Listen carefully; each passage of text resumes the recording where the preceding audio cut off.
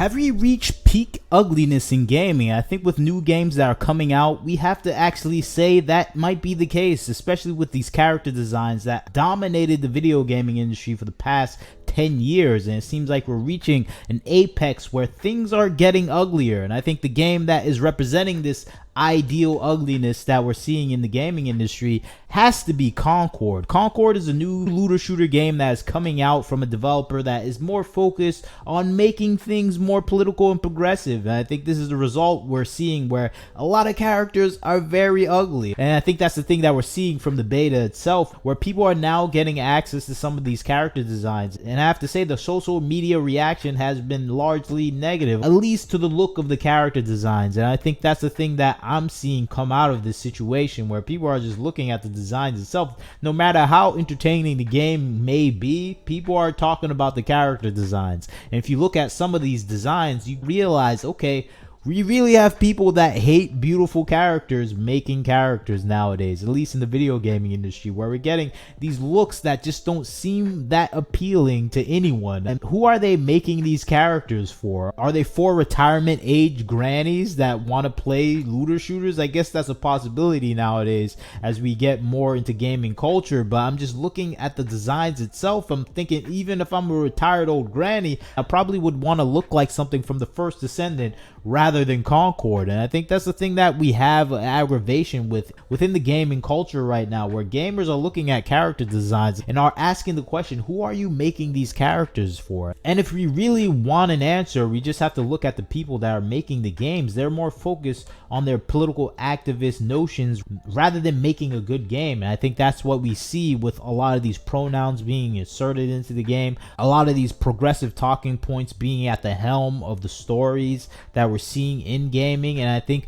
it all goes down to the character design essentially, because when you talk about political progressives, they're more focused on racial, gender philosophies than anything else. And I think we see that play out with all these obese shapes, these older granny characters, these people that are more ugly and unsatisfying to look at. These become the central characters to any game that we have political activists involved with. And I think Concord is one of the victims of that obsession, and we see that with the character designs that have been largely unappealing to the fan base or the people within this market. And I think we see a stark contrast with other games that are having wild success introducing prettier characters. And I think we see this with the first Ascendant, a game that just came out that is just a basic looter shooter game, but it's getting a massive appeal because people just like seeing beautiful characters again, especially in a looter shooter market that is filled and invaded with ugly character designs, and then stripping away of attractive and appealing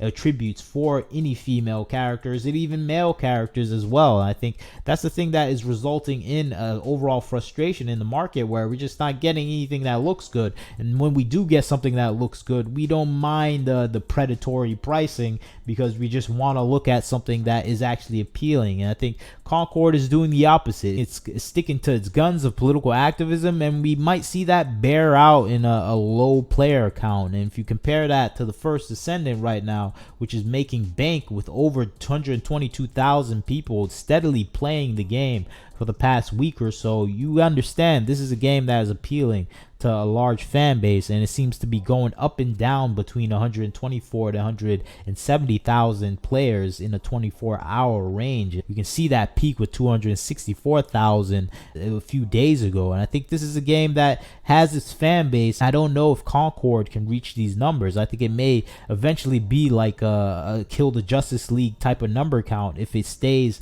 with this unappealing look that it wants to stick to. It barely had a peak of 13,000, and now currently has a player count of 266, but it's trudging along. I think Concord would do better numbers. I think Concord will probably be at least a better game than Kill the Justice League. I have confidence in that. I think the developers seem to have an understanding of looter shooters at least, so I have confidence in them of building a game that is at least interactive and engaging enough where people would still try it out, and it will have a higher player count, higher peak count at least. I think it will at least get to 100,000 and maybe steady off, go down to a Helldivers level of 20,000, 30,000 people playing for this year. And I think that's a good, it's a serviceable number, but I don't think it's serviceable enough for a game that is being made at this level. This is easily a $200 million game, and they need to make a lot of money back. And I don't know how you make money back with ugly characters, because I can see that how you can make money back with the First Ascendant,